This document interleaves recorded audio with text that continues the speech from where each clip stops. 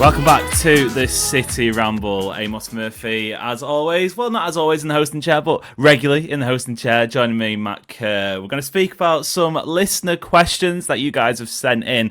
First of all, Matt, how are you doing? We're nearly there. The first international break of the season is officially over. From this point on, we can declare the weekend previewing beginning. We will be speaking about some upcoming City matches in this show. But first of all, welcome back. How's things? Yeah, thank you very much. Yeah, pretty good. International break, like you say, it was pretty boring until last night. I mean, England were actually quite entertaining. So, hey, listen, if an international break comes around pretty soon, which one is, maybe I'm going to look forward to it. I don't know. The times are changing. We even had the Italy versus Israel match as well, which was absolutely bonkers. And then, on and off the pitch for reasons we'll probably skirt around. But regardless, I've said this several times on this show. I'm not saying international breaks are underrated, but I see the joy in them. I can find. I'm like the Mother Teresa of football. I see the love in all football, be that Premier League, international break, non-league. It doesn't matter to me. All football is the same. I rate it. No, honestly, it's as soon as an international break arrives, we've not even seen any football. It's just the Premier League's finished. We're having a little break. On to England and all the other countries and that. I just don't like it because I'm scared of a player getting injured, which I'm sure we'll get onto. That is of true. course, there's a couple of injuries for City, and that's just the part that really grinds my gears. If there was a way of just guaranteeing they don't get injured, and they just go and play a bit of football, come back, happy days. I'm all for it, but yeah, you just know you're going to lose some players, don't you, when there's an international break, which just makes it hard to get behind. That is true. It's a nice segue, actually, into the first questions of the day, because we've had plenty on this player, and they're a player who wasn't actually involved in the international break, presumably through fitness concerns. It's about Phil Foden. Chaos27 says on Discord, which is a nice early reminder, whether you're watching on YouTube or listening on podcast feed, to make sure to get involved in the City Ramble Discord. The link for that will be in the description of this show. Chaos27 says, does Foden actually have the intelligence to play in the number 10 role both this season and long term? And I've combined these two because they're not the same, but I think it's important, probably to just have a discussion on Foden himself. But Zuka also on Discord says, is there any info on what Foden's injury slash lack of fitness actually is? 2 seasons we've needed him from the jump and he hasn't been ready. Thought with the longer off season this time he'd be fit to start game week 1. Matt, the Foden conundrum is an interesting one, and it's one that's starting to worry me, because I said in several pre-season previews, going back to the Club World Cup, let's get last season behind the club, the team, but most importantly, in my opinion, Phil Foden. If you could erase that season from his memory, I'd be more than happy to do. We saw him at the Club World Cup. He didn't play every single minute, but none of the players did, and that was, certainly intentional from Guardiola's part in terms of making sure fitness, etc., not forcing injuries. But he looked like he was playing with a smile on his face. There were moments where he was looking really positive, and back to the old Phil Foden. Roll on the Premier League season, wasn't involved against Wolves, started on the bench against Tottenham, came off the bench, looked decent enough, but I think he picked up some sort of knock, and then I'm pretty sure he wasn't involved in Brighton. You might correct me there, but it felt like he wasn't in the squad at all, was he? I don't think he was, no. Or even if he was, I don't think he came on. Yeah, absolutely. He definitely didn't play. But going off what you just said, I think when he came on against Spurs, I think he did look pretty bright. To be honest with you, I thought he looked pretty positive. Club World Cup, when he did play, looked pretty positive. I think he got 1 or 2 goals, be it against wee dads, etc. But you've got to score against the opposition that's in front of you, and it's just a shame that it's kind of felt like a bit of a stop-start beginning of the season for him, when all we want to do is just watch him just play football and play his best football. But going on to what the question was, he can definitely play in the number 10. We saw him do it in the 4 in a row season. Probably the best in the league that year, He got PFA Player of the Year for a reason. So, I back him, but it's when that Phil Foden's going to come back. I don't think it's an if, I think it's when. And if it's, if he has a full season of injuries, like, we're not going to see it this season, are we? Because in and out the side and everything. So, yeah, it's frustrating with Phil. It is frustrating. I do wonder, because he did look like he was struggling in that Spurs game. It could just be a case of really bad luck in the sense that, for whatever reason, he wasn't ready against Wolves. He didn't go to the Palermo friendly, if I remember correctly, as well. So he's obviously had a bit of a disrupted start to the season. He comes back, he hoping he's going to get, a few minutes under the legs, regardless of the result of that match, and then he gets a bit of a knock, and it might just be impacts. I did see he was enjoying some time off in Amsterdam though, over the international break. Fair enough. Well, he's either going to come back really chill or a bit too chill. Do you know what I mean? Like it's going to go one way or the other, I think. Yeah, absolutely. It looked like he had a nice time. If that's his way of dealing with Derby Day nerves, you go for it, Phil. You know what I mean? I could do with a trip to Amsterdam before the Derby myself. So. Maybe he's onto something there. I going back to the first question on his long-term viability in the City team from Chaos 27. I agree with you. I think he absolutely can. What I think is important to mention though is I always find with your number 10, it's probably along with striker, for me anyway, the two positions on the pitch where you can't necessarily plug and play certain players. You need the rest of it. You need the wingers to be able to work with the striker, and I think that's one of the issues that City have had over the last year. Doku not necessarily being able to service Haaland as much. That's something that City need to look at. But I also think your number 10 needs to be well serviced by the midfield, and I don't think it's a case of can Phil Foden do that for City. I think he absolutely can do that for City, as we saw in the 2023-24 season. It will just be about who's around him. And I wonder, Matt, who do you, if you see maybe in a year's time there's been more midfield additions or whatnot, but basically going off what City have to their use right now, if Phil Foden come the end of the season is City starting number 10 regularly, who is around him? Because there are a few options there. Kovacic has come back into fitness. Tijani Reinders has been signed. Nico Gonzalez is there. Bernardo Silva's been playing midfield. Obviously, Rodri is back, and hopefully he'll be back up to full fitness shortly. So how do City get the best out of Phil Foden if they are playing him in that number 10 role?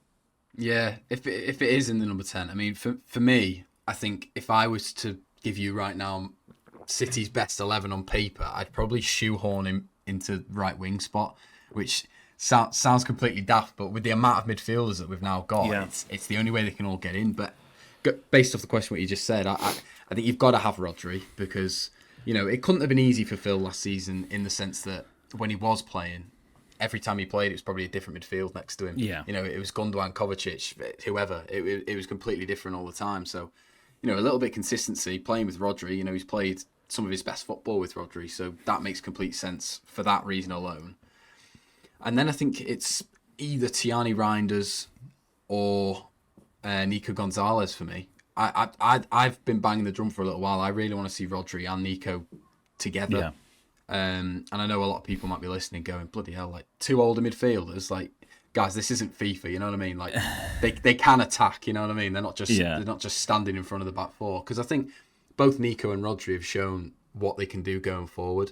They can both do quite a bit. And as well, having that physicality behind Phil, would just allowed to take the shackles off a little bit, just express himself and not worry too much about taking risks and losing the ball, because you've got two fantastically defensive-minded midfielders behind him. So I'd like to say them three, but if you stick Tijani Reinders in there, I'm not going to complain. Yeah, definitely. And I mean, we say this all the time, there's minutes for everyone, especially in this early part of the season. What was it, the treble season? It wasn't until that Liverpool game in April where City's sort of strongest 11 really came to the fore, and that was 15 matches of a 60-odd game season. So there's a role for everyone. Whilst we're on the topic of midfield, I want this to officially be the start of the Elliot Anderson to Manchester City campaign that I'm going to be fronting, because for me, and people going, oh well, it's only Serbia, it's only Andorra, the England games, blah blah blah. I've been on this since day, maybe not day, but especially the last couple of years. I think he's absolutely sensational. And I would love I think it's between him and Adam Wharton. If you could guarantee me some sort of fitness potion that Adam Wharton stays fit forever, fair enough. But I'm just getting some red flags early doors. You know, the amount of muscle injuries Adam Wharton's picking up. I don't particularly think Elliot Anderson's had that many problems of injury. I know he was out for a while when he was at Newcastle, but anyway, absolutely loving him, and I think he would be a great Pep midfielder. Well, that's if he's here, because our next question, I'm not saying people are down in the dumps this week, but we've had two questions both on Discord and on Instagram surrounding Pep Guardiola's replacement. Rocking Gravy on Instagram says, who will eventually take over from Pep? And the Killer Calvary, I think that is, says, who is your ideal Pep replacement? That question was on Discord. We've done coffee corners now, I'd reckon, for well over a year on this show, probably even longer, and I'm sure in like 9 out of every 10 we get a question about a Pep Guardiola replacement. And don't get me wrong, the goalposts, I'm not saying these are bad questions at all, because it's completely viable, and I think even more so now considering the state of play at City. But also, the goalposts do move every time we get this question because, for example, Xabi Alonso's gone to Real Madrid, or, other managers have moved about. Luis Enrique's won a treble at PSG. What does that mean? Blah, blah, blah. Matt, where are you on this at the moment? I think we did on the weekend episode where we did it with Andrew Detmer and yourself. We did it Defend the Indefensible, and we spoke about how the fact that it feels like Guardiola's time at City is coming towards an end, be that this season or next. So these are questions that we might have to start having. And if you're in charge, if you've got Hugo Viana on the blower, what are you saying to him? It's tough, isn't it? Say Pep goes at the end of the season, I don't think there's any clear candidate. Years gone by, like you say, your Xabi Alonso's, etc., they're now in the big jobs. Or there's some managers that maybe have lost a bit of credibility, lost a bit of stock. You wouldn't really put them in that category now. So it's quite difficult. But for me, I've said this to you before, I'm split. I've got my heart saying Vincent Kompany. But ultimately, it's probably actually not that straightforward to get him out of Bayern Munich as well. Like, ultimately, I know he loves the club, he loves City, but he is in a very, very good job. You know what I mean? So there is that side of things. And as well, he's not completely proven yet. He's still learning his trade, still, stamping his authority on that team, stamping his game plan and everything. And then you've got the other side where it's probably the more realistic options. So you got, is it Michel at Girona?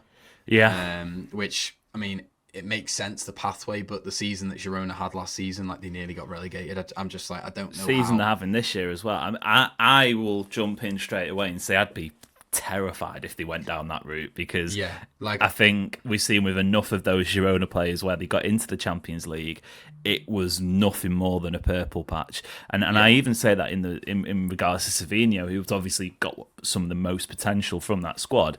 I get a bit frustrated when people say, oh, well, Savinho has done it with GNA because he got 20 odd in that Girona. Well, Donny van der Beek was in that? No, I think he joined afterwards. Anyway, Dan there were so many. Was as well. Yeah, exactly. There's so many players who are just bobbins on the grand scheme of things in that Girona team that were amazing for a season. I'm not saying Savinho can't ever reach those heights. He obviously can, because he's got potential and he's got time on his side. But when people say, oh, he's proven because he's done that, it was a one-off. So I think the same goes with the manager, personally. Sure. Yeah, no, I completely agree. I mean, and the other names I've got that are probably a higher stock than them. Iraola at Bournemouth, just because that guy doesn't seem to be doing anything wrong, and he seems to be getting better and better. And what he's working with, Bournemouth have lost a lot of top players, and they've started pretty decent this season, like pretty much where they left off. So he's definitely one that I'm sure City would be looking at, and Cesc Fabregas as well at Como. But I'm glad you said him. He was my shout. Yeah, but I think I've said to you before, I do feel like I don't know, I don't mean disrespect to Como, but maybe he needs another move before then at City. But I don't know, stranger things have happened, and like I say, because of the lack of big names or obvious candidates, maybe you have to take a punt on someone who's managing a Como or a Bournemouth. You know what I mean? So, but I very much. Go on, sorry. Go on. No. Everything I've seen of Como, like, be it only highlights and stuff, I've really liked the way they play and everything. So, yeah, and he's from that Barcelona, that La Masia academy, isn't he? He's got that running through his blood. So, yeah, I think he'd be a great fit. Don't know what you think. No, I'm glad you said Cesc Fabregas at the end because he was the one I was going to bring to the table, and I totally agree. I've said it with Iraola as well when we've spoken about him in the past, and I don't know if you can have a manager coming in to replace Pep Guardiola who's never managed in the Champions League. I feel like that for me would be a bit of a prerequisite, or even a manager who's never won a major trophy. I know Pep did it at Barcelona, but we're talking about a one of a kind here, and it just feels like City have stepped up a spot. Being said, long time listeners again will know from these sort of Coffee Corner episodes. I'm a self-confessed Serie A nerd, absolute Italian football lover, and what Cesc Fabregas is doing at Como, I've had them this season as a not necessarily an outside shot, because I think it's, you have to say Como, relatively speaking to Italian football, has spent an absolute bucket load of money on, and they've got some great players in the squad. But I've had them as a potential shout for qualifying for Europe, and I think if Cesc Fabregas can take Como to European football, that'd be an astonishing achievement. I was not disappointed because I think it's an interesting story at Como, but I would have been intrigued had he gone over to Bayer Leverkusen when there was talk about him taking over from Xabi Alonso there, because it felt, obviously the Erik ten Hag move didn't work out well at all, but it felt like it was maybe like the perfect next step almost, going into a team like that. Being said, go on. No, I think that's fair. But I'm probably putting your words in your mouth now, but if Como do get Europe, then that's just as good as having a season at Leverkusen, isn't it? Really? So yeah, true. I don't want Vincent Kompany. I will be totally honest, and it's not rational by any means. It's purely emotional, because I can't bear the thought of it going sour. I can't bear the thought of it going rogue, and City fans at some point having to go, get him out, he needs to go, blah blah blah, because let's face it, and maybe it changes in a 5 years time. I feel like I would rather someone to come in after Guardiola, maybe an experienced manager. Luis Enrique is the perfect example here, just to not even steady the ship, but just like a kind of continuation at elite level. Because I think if you bring in a project manager after this, I know I've just said that Cesc Fabregas would be one of my picks, but being said, I feel like you kind of need a bit of stability and someone who can maybe come in for a couple of years. They might win a couple of trophies, they might have a deep run in the Champions League, blah, blah, blah. If you bring in a project manager, that is a lot of pressure. That is an awful lot of pressure, and I feel like Kompany would still be in that category, and I don't know if it would necessarily work. It's the Frank Lampard thing at Chelsea, isn't it? All over again, what you're talking about. Yeah. If it doesn't go well, then it's that awkward conversation of, well, one of our best legends ever, we have to get rid of. Ole Gunnar Solskjaer at United, and I know, I'm not for a second saying Ole and Vincent Kompany are cut from the same cloth managerially, but it's that same concept, same thing, isn't it? Yeah, absolutely. Yeah, so I dread to think how it would go, but yeah, like I say, my heart's just like, one of my favorite players ever is a manager now, so just bring him home. Just, do you know what I mean? Just the story, it'd be amazing, and I would be. There would not be a bigger fanboy or trumpeter or, cheerleader, whatever you want to say. If he came through the door, goodness me, I'd love and I'd cherish every single second of it. Yeah. But I think that's the issue, because I'd want it to go on forever. But it obviously wouldn't. And at some point, it would have to sort of, it would go downhill, because that's football. And we've been so lucky for the last decade, where only last season was there some sort of cracks with Guardiola. Look at Chelsea and their successful periods. Even United, obviously, they had some. Obviously Fergie didn't get sacked, but there were some points where it was like, goodness me, this guy could go. That is football. Interesting though, very interesting, and I'm sure we will continue to be asked these questions on Coffee Corner episodes in the future. But in the meantime, that'll do for part one. Join us after this quick break.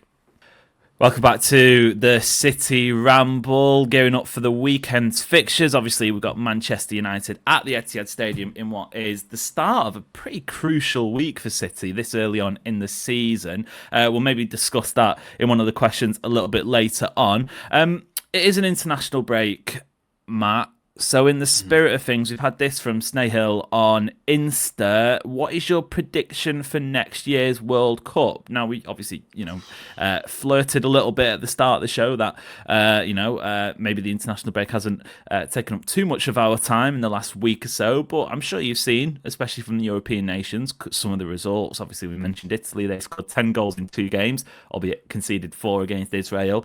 England, again, 5-0 winners against Serbia. I think Spain had a really impressive result. They might have stuck 6 past one of their opponents. Portugal, pretty sure they got 2 wins from 2 as well. A very late one against Hungary. Hungary, a decent team. For me, I think it's interesting because we saw at the Club World Cup just how much conditions played a part with the temperature, with the weather. For a while, in the build-up to this World Cup, and obviously we'll see how it plays out, but I feel like any team that's going to North America, I keep thinking it's the United States, but obviously we've got Mexico and Canada in there as well. So if you're playing in Canada, maybe it's less impactful in this sense. But the majority of the tournament will be played in the States. I do fear for those teams, maybe even Thomas Tuchel's England, who want to go there and play full intensity, high press, sort of midfield, sort of sprinting about a bit like headless chickens. I kind of feel like it could be set up for a bit of a team who are maybe happy to concede possession, grind things out, and maybe sting on the counter-attack, of which I'm not sure who that would be in the sense of, the world football scene right now.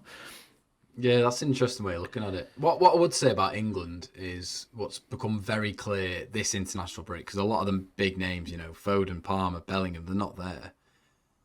And your likes of Rodgers, Madueke have stepped in, and it's just they've carried on as you were.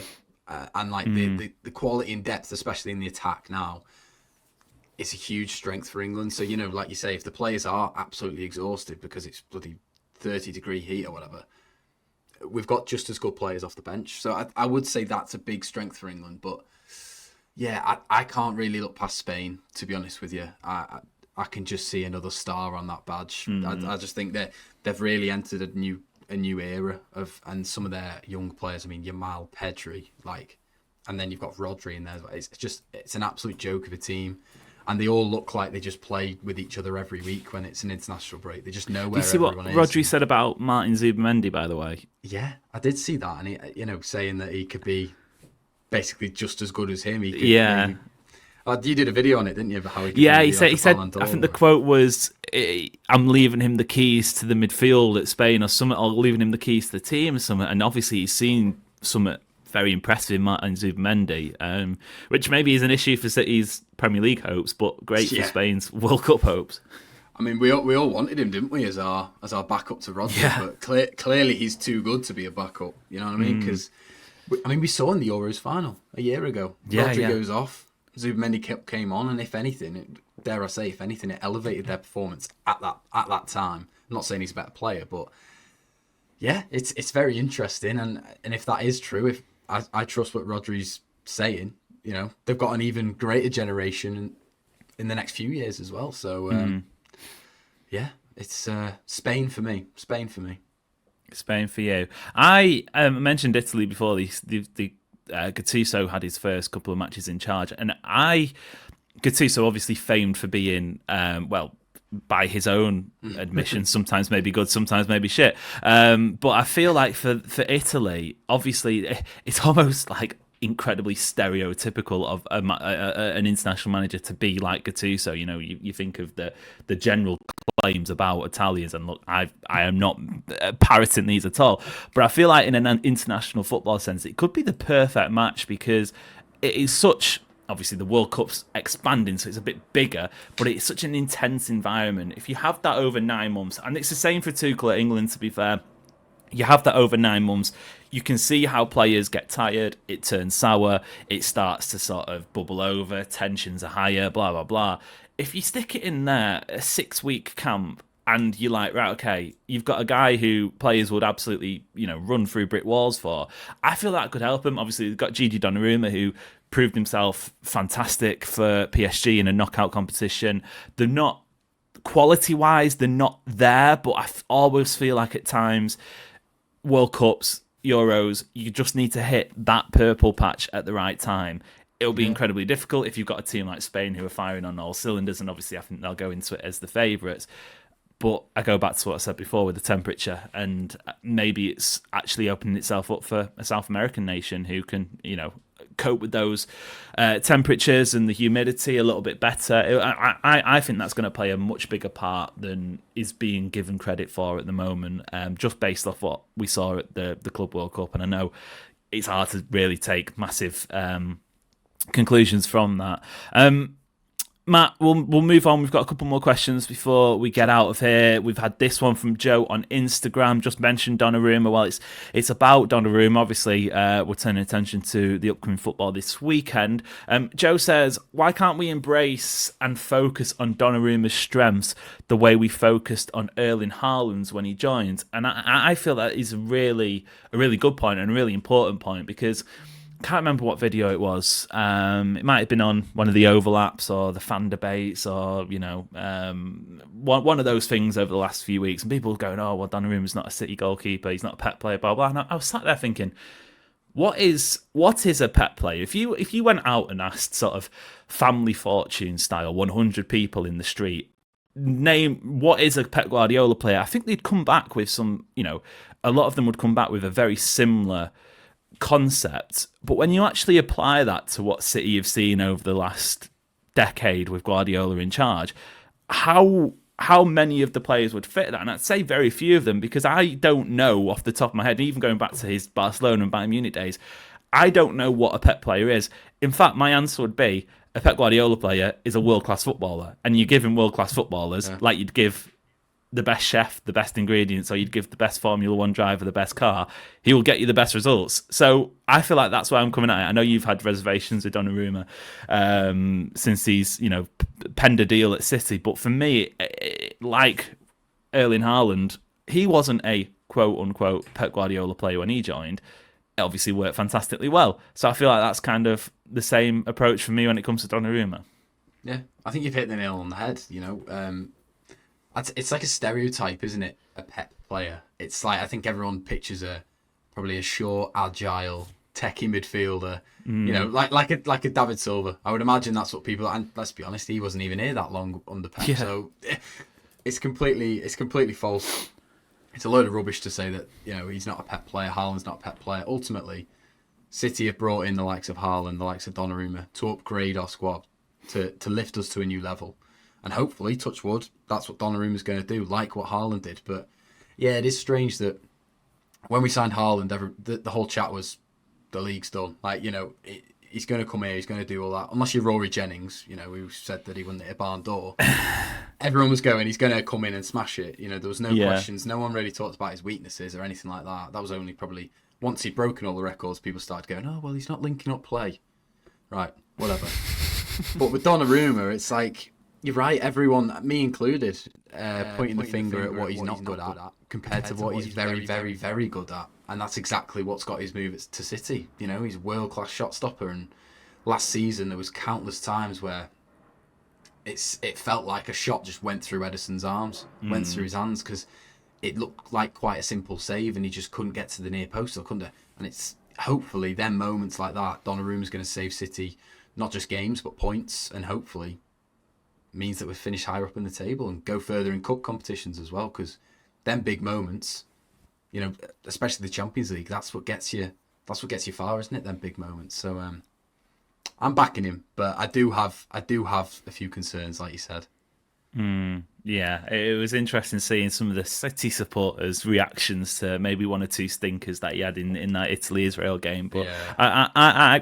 I've sort of nailed my colours to the mast early doors. I think you're bringing in a world-class operator, you're bringing in a world-class player, you're bringing in world-class mentality. I don't think that's been spoken about enough as well. He's probably the first signing since Erling Haaland who is that born winner, because you might look at Guardiola and you say, well, he was 22 when he joined, 21 when he joined City, a world-class footballer, don't get me wrong, but he hadn't necessarily had that success previously and wanted to build on it. He wasn't particularly well proven.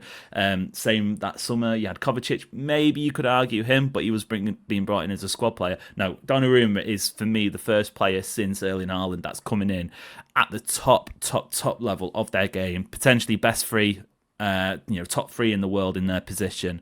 So yeah, I think you can only consider that a good thing when you look at the balance of the squad. And you mentioned the shot stopping in the sort of knockout competitions and stuff.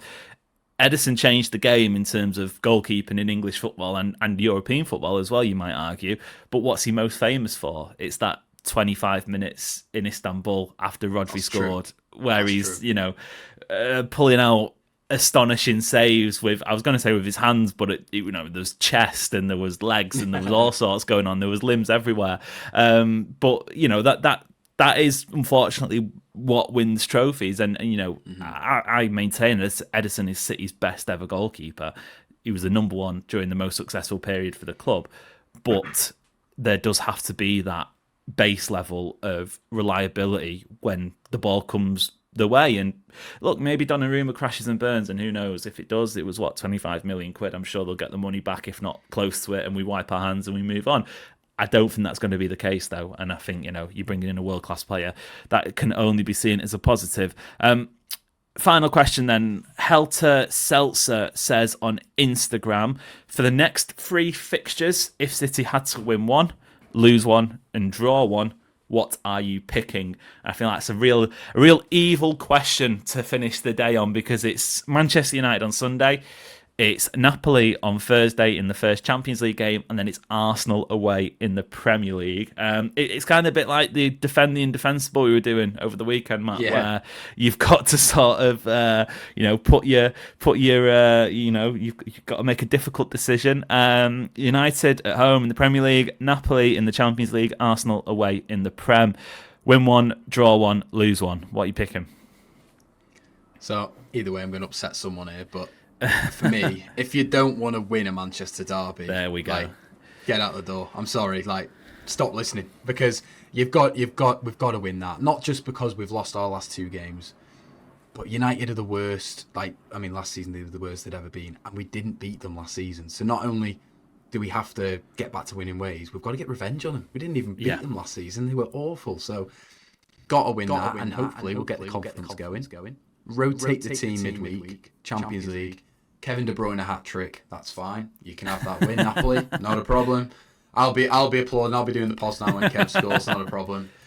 Because to be fair, I do think the Champions League is long. I know last season we only just got to the playoff round, but I do think you can afford to lose the odd one here and there. Whereas in the Premier League, I think, we've lost enough already. We need to just get back to winning ways. And then a draw at the Emirates, to be fair, I think right now, I don't know about you, but I think I'd take that anyway. Yeah. You know what? You had exactly the answers I've got written down here, because I could never in a million years say that if, not going into Manchester derby, having the chance to win it, I'd take that. I'd take those 2 wins at the start of the season over any. And I know some people will say, oh, well, Arsenal's more important, blah, blah. I think going away to the Emirates and getting a draw would be considered a decent result, given how last season went with the 5-1. I think you can sort of take a step forward there. And I agree, exactly the same reasoning. You can afford. I think it would put City on the back foot. I'm not sure off the top of my head. The teams who finished in the top 8 last season in the Champions League, I don't know if they lost any games. If they did, they maybe lost one, or lost one, drew one, or something like that. So you kind of, it would leave City with a bit of work to do, especially with Real Madrid in that group as well. Group, you know what I mean? League fixtures. Yeah. Would you, I was thinking about this actually, having an existential crisis.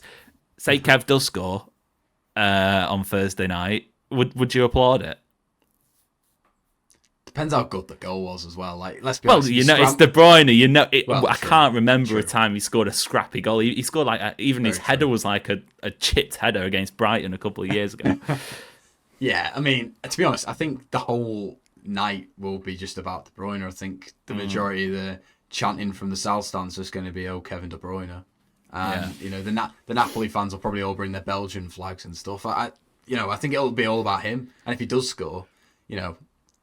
Why not cheer? Why not? He is our greatest ever player. I think it makes complete sense. So, but on the Champions League, what you mentioned before, just thinking about it, PSG obviously won it, and they only just scraped through the league phase. I'm not saying I want to be, well, they were out, weren't they, when City were 2-0 up against them in that second half. They were basically packing the bags. Well, no, they were at home, so they can't be packing the bags, but they were essentially getting knocked out of the competition, and they go on and win it. Yeah, exactly. So, I think that with the league phase, it's a little bit more similar to the Premier League, that as long as you're still in it, you can win it. It's not like the old one where it's like, if you got to top your group, so then you get a better seed in the next round, etc., and that puts you on the better side of the draw and everything. I think now we can afford to drop a few points, and if it's against Kevin De Bruyne, I don't mind. As long as Scott McTominay doesn't score, that's my only rule. Napoli can beat us, but I'm not having him score. The thing is, this is wild. I'm actually a firm a firm Scott McTominay believer now, and I think it's because he's gone away and he's done so well. I almost want to adopt the United players who go and find success elsewhere out of that absolute bin fire. Don't get me wrong, I don't want him scoring, but it's been a very Italian focused episode, but I'm looking forward to that game. And if I'm right in saying they'll be in their third kit, which, I mean, all 3 Napoli kits this season are absolutely belted. They're gorgeous, aren't they? Their third kit, though, is espresso inspired, coffee inspired, and it is stunning. If they're wearing that one, we're in for a treat. I think we'll call it a day. We've been through plenty there. We've had some great questions. Apologies if we didn't get around to answering your questions. We, a humble brag, we do get plenty sent in, but make sure to keep sending your questions in. We'll probably do one of these. We've got a couple midweek matches now, so maybe come to a coffee corner either in a couple of weeks' time or on the next international break. But Matt, it's on to the weekend. It's on to the football returning, and it's a big week for City. So we'll take stock, and I say thank you very much. And been great chatting. Yeah, it's been great chatting. Taking my mind off worrying about the derby, so I appreciate that. Well, we'll be back on Friday to preview that match. Make sure you subscribe and make sure you're following all of that lovely business. Until next time, it's been a pleasure, and we'll see you later.